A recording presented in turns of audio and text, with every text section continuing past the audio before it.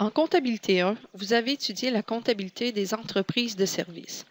En général, la comptabilité de ce genre d'entreprise est plus simple car les opérations sont moins nombreuses et moins complexes.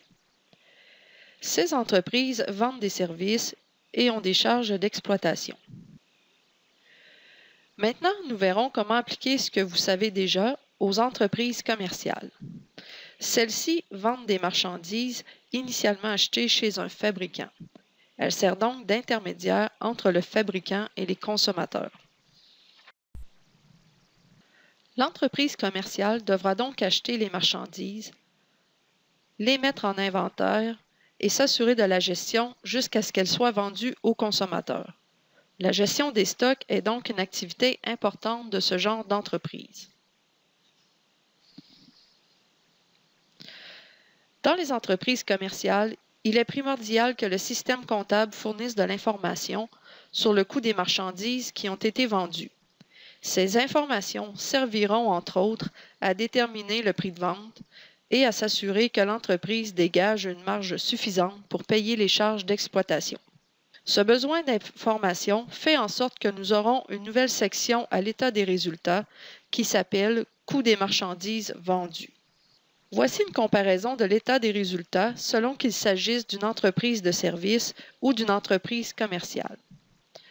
Pour les entreprises de services, on se souvient que nous devions soustraire les charges d'exploitation des produits pour trouver le bénéfice net. Dans les entreprises commerciales, nous commençons par soustraire des ventes nettes le coût des marchandises vendues pour trouver la marge bénéficiaire brute. La marge brute est en fait le montant dont l'entreprise dispose pour s'acquitter des charges d'exploitation. Prenons un exemple. Supposons qu'une entreprise commerciale achète un ordinateur au coût de 300 $ et qu'elle le revende le lendemain au prix de 500 $. Elle encourt aussi 50 $ de salaire. Son état des résultats serait le suivant. Nous aurions les ventes nettes au montant de 500 $, le coût de l'ordinateur étant de 300 $, la marge brute serait de 200 $.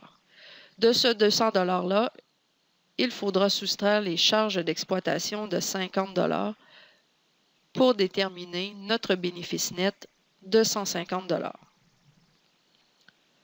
En conclusion, l'entreprise commerciale se doit de gérer des stocks et d'en connaître le coût le plus exactement possible, car elle devra prendre des décisions de gestion, telles le prix de vente, en fonction de ces informations. Un système comptable adéquat est dès lors d'une très haute importance. Dans les vidéos suivantes, nous ferons l'étude des particularités du système comptable des entreprises commerciales. À bientôt!